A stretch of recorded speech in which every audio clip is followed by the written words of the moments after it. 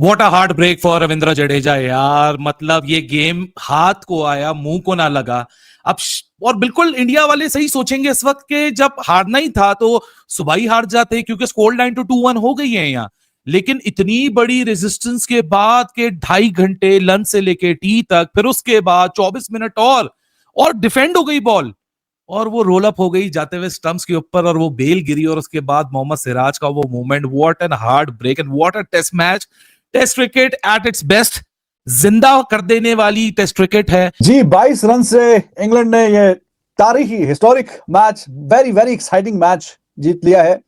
और बहुत ही अनलकी तरीके से आउट हुआ सिराज। गेंद बल्ले को लगी, रोल होते होते वो जाके लेग स्टंप पे लगी। इतनी उसमें ताकत थी कि वो जैसी स्टंप पे लगे तो बेल नीचे आ जाए, वरना हमने तो कई दफा देखा है कि इससे ज्यादा स्पीड से भी जाके गेंद लगती है तो बेल नीचे नहीं गिरती। पहला तो वो जाके गई, उस तरफ जाके लगी, और फिर बेल भी नीचे, और बेल के साथ नीचे गिरते ही जो रेजिस्टेंस इंडिया ने दिखाई उसका इख्तिताम हो गया, क्योंकि आखिरी ये विकेट थी। और फिर सिराज काफी गमगीन तरीके से वहीं पे बैठ गया। The man, the legend, the king of fast bowling Jasprit Bumrah, मतलब बंदे ने लॉर्ड्स में भी फाइफर मार दिया। मतलब आप देखो, पहला टेस्ट मैच खेला, फाइफर मारा, दूसरे में रेस्ट ली, बड़ू ने बकवास की कि ये खेलता कम है, रेस्ट ज्यादा लेता है। वापिस आता है तीसरे टेस्ट मैच में लॉर्ड्स में, बेटा फाइफर लेता है। तो टेस्ट क्रिकेट में सही फाइफर पता किसको कहते हैं? बताता हूं, जो आज बुमराह ने लिया। मेन बैट्समैनों की किलियां उड़ाना, उसको टेस्ट क्रिकेट का मेन फाइफर कहते हैं। सीधी सी बात है। नमस्कार दोस्तों, स्वागत है आप सभी लोगों का। मेरा नाम है प्रभात और आप देख रहे हैं प्रभात न्यूज रिएक्शन यूट्यूब चैनल। जी हां दोस्तों, आज हम देखने जा रहे हैं पाकिस्तानी मीडिया का क्या कहना है भारत बनाम इंग्लैंड तीसरे टेस्ट मैच पर, जहां भारत की बल्लेबाजी दूसरी पारी में पूरी तरह से फ्लॉप रही। 6 नंबर पर बल्लेबाजी करने आए शानदार फॉर्म में चल रहे सर रविंद्र जडेजा ने एक बार फिर शानदार बैटिंग करते हुए बनाए 68 रन, और बैक टू बैक जडेजा ने 4 इनिंगों में 450+ का स्कोर बना दिया, और जडेजा भारत को मैच जिता नहीं सके और इंग्लैंड ने शानदार 22 रनों से मैच को जीत लिया। आइए देखते हैं भारत के इस हार पे पाकिस्तानी मीडिया का क्या कहना है। उससे पहले अगर आप चैनल पर नए हैं तो वीडियो को लाइक और चैनल को सब्सक्राइब जरूर करें। इस गेम के अंदर इंग्लैंड की बात करें, जडेजा वर्सेस इंग्लैंड था। जडेजा की भी हीरोइक एफर्ट की क्या दाद दें कि वो गिरा, फिर पड़ा, फिर खड़ा हुआ, फिर गिरा, फिर पड़ा हुआ, फिर फाइनली खड़ा हुआ, 24 रन करीब ले आया। 81 रन दूर जब लग रहा था कि ये 800 रन लग रहे हैं, 2 विकेटें हैं, दोनों टेल एंडर्स हैं, ये क्या करेंगे, रविंद्र जडेजा अकेला कितना कर लेगा। बट अगेंस्ट ऑल ऑड्स सब कुछ गुजारते, पिछाड़ते, फ्रस्ट्रेट करते, इंग्लैंड को ग्राइंड होता हुआ देखते हुए, एक नई बॉल को पुराना करते हुए 4-4.5 घंटे की एफर्ट बाद ये निकला कि जडेजा तो सेंड पे था ही नहीं। अगर जानी भी थी विकेट तो शायद जडेजा की चली जाती, क्योंकि उस टेस्ट मैच में शायद ये चीज जरूर रह जाएगी कि व्हाट इफ। क्योंकि जिस तरह आज स्टोक्स और आर्चर ने सुबह ताबड़तोड़ किया है, उसके बाद तो नहीं लग रहा था कि इंडिया की ये जो एफर्ट होगी इसके साथ एक रिस्पेक्ट लगेगी, वरना it was leading towards an embarrassing defeat. And what a proud mighty fight back. England आया चिंगारते हुए, अंडर 90 100 आउट कर दिया भाई साहब। 192 को भी यहां कोई 500 जैसा टोटल बना दिया। नहीं हुआ वो एक बंदे की वजह से, जिसने बोला भाई साहब never said I refuse to give it up, I want to put myself on the line. What a test match किया।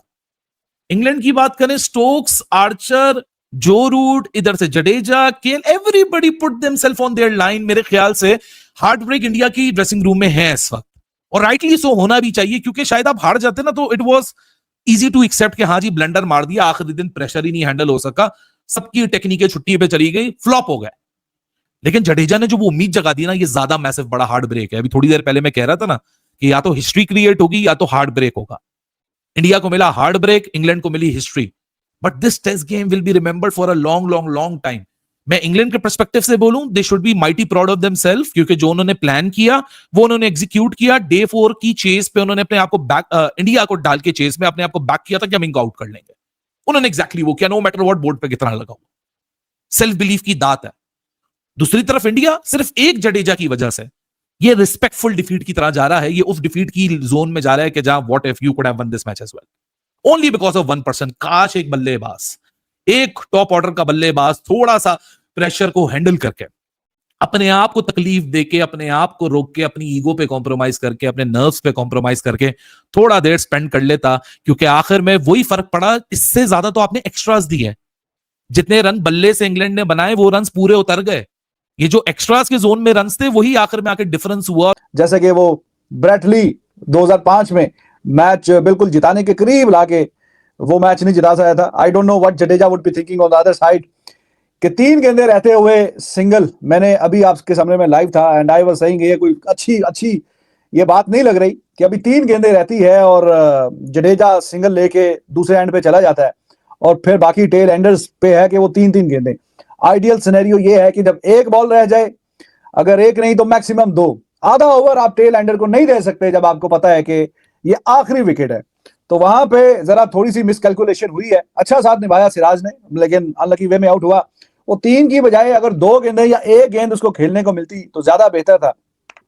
तो वहां से मिसकैलकुलेशन हुई है और ज्यादा दूर नहीं था ये। जैसे ही 20 के नीचे काम आता और प्रेशर जरा आना था इंग्लैंड पे एक रन पे, फिर जिस तरीके से स्पेक्टेटर्स भी वहां पे तालियां मार रहे थे तो ये काफी मजेदार किस्म का माहौल बनना था। सिंगल फिगर में आ जाता तो फिर और भी मजेदार हो जाता। लेकिन मैच बहुत अच्छा एक्साइटिंग हुआ है 22 गेंदों पे। लेकिन थोड़ा सा यहाँ पे ना मैं I won't blame Jadeja for whatever happened, क्योंकि उसी ने मैच इतना इंटरेस्टिंग बनाया। मैच तो फारिग था, मैच तो छुट्टी हो गई थी। वो तो अभी 81 रन रहते थे, 8 खिलाड़ी आउट हो गए और आपने देखा जिस तरीके से जडेजा खेला, बहुत बेहतरीन और शानदार। लेकिन मैं ये बात कर रहा हूं कि जब इतनी ज्यादा मेहनत कर ली, इतना करीब आ गए, तो वहां पे फिर आखिरी विकेट वालों को 3-3 गेंदें तो नहीं दी जाती ना। उसने 3-3 गेंदें खेली हैं इस सिराज ने ओवर में और अभी पिछले ओवर का हालांकि आर्चर का एक ही बॉल था।